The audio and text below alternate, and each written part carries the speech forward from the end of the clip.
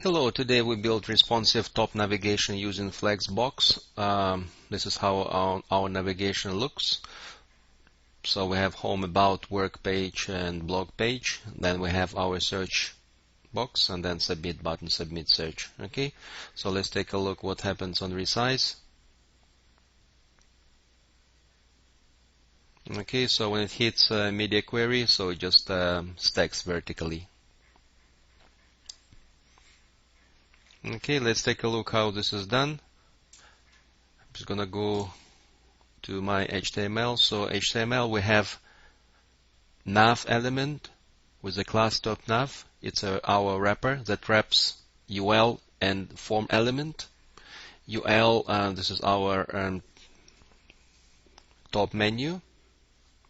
And then form element holds our placeholder text search, which is the search box, and the submit button. Okay.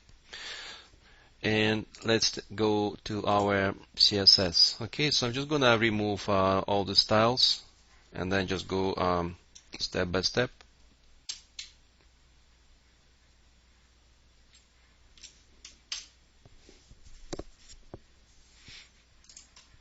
Okay, so I just left a box size in border box and the body, and this is how it looks in the browser right now.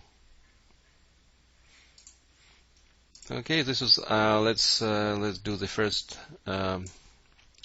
declaration block.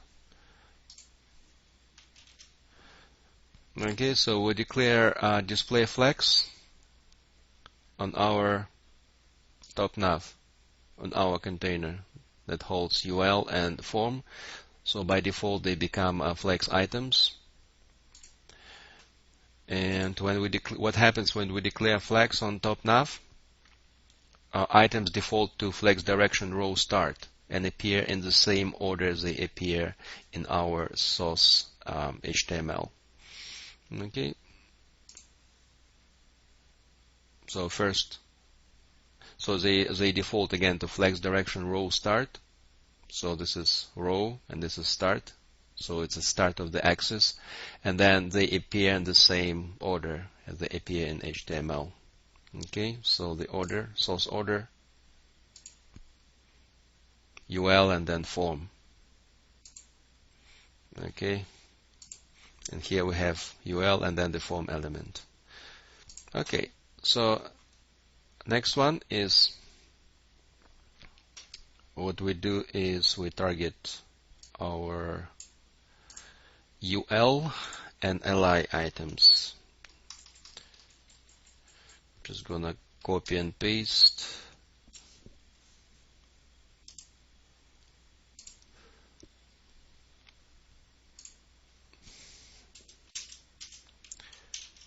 So next chunk UL and LI. So UL we also declare display flex, and we remove a list style type none. So we remove bullet points, remove default padding and margin, and we give some margin right to LIs for this space. So this is a space between LIs. This is our LIs. Okay. But let's take a look what's interesting here. Interesting here is shorthand flex, and then with one value 3. And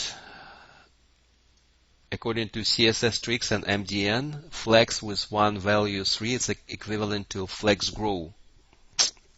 Okay, let's check our CSS tricks. So flex positive number makes the flex item flexible and sets flex basis to 0, resulting in an item that receives specified proportion of the remaining space. And MDN, one value, unit list number, flex grow. So flex basis in this case is equal to 0. Okay, in other words, it just occupies 3 times the available space in that container. Okay, this one. So next we target our input.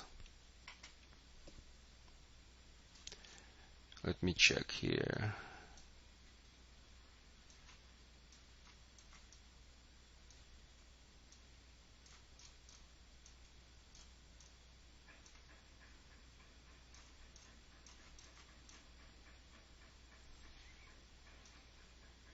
Input, yes, we target our input.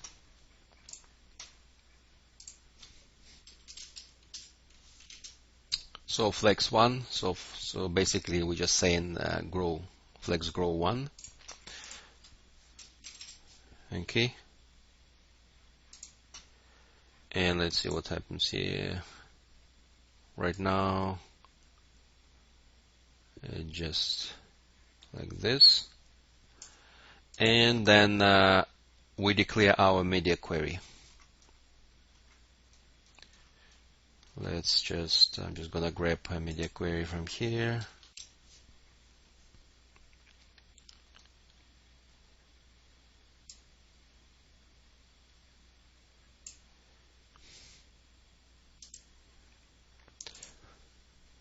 Copy. Okay, our media query.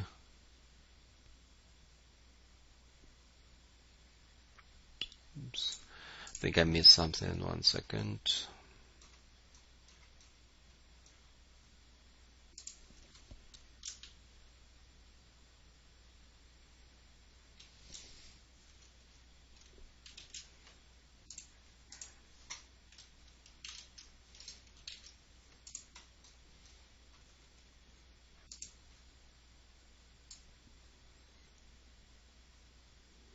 Yeah, it's probably something, maybe the brackets or something. So, yeah, so this is the media query, and let's break it down. So basically, when we say here media screen, when it hits the breakpoint of 520 pixel, we say apply those below rules. So make top nav contain a column wrap, so items, so it switches from default flex direction row to column and then wrap items. Then UL switches to column as well. Then we target our allies, so text align center, so to center the text itself in our menu. Okay, this text, we center this text. And then we do also we target our column, we target our form, flex flow, also column wrap. And then we target our placeholder. So we give it width 100 and then text align center. Placeholder, it's called, this is our placeholder, let's see here. Okay, placeholder, it's a pseudo element, represents placeholder text in an input or text area, and you can read about it here. Okay, what else? And then input, we just give it some margin bottom 1 AM. Okay, so this is the code, and I'm gonna post it on CodePen so you guys can check the code.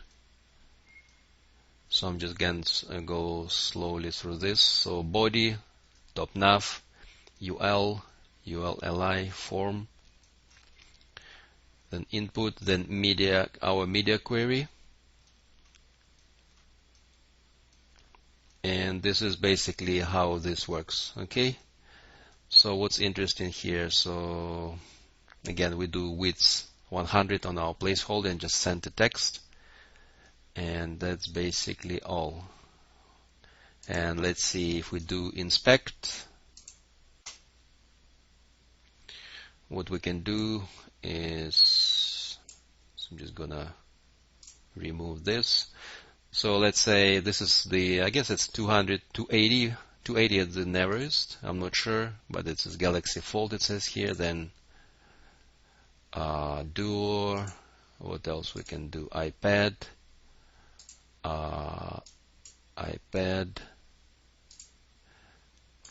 Phone X, plus Pixel 2, Galaxy Moto. Okay guys, you can check this yourself how it works, and as always, thank you for watching.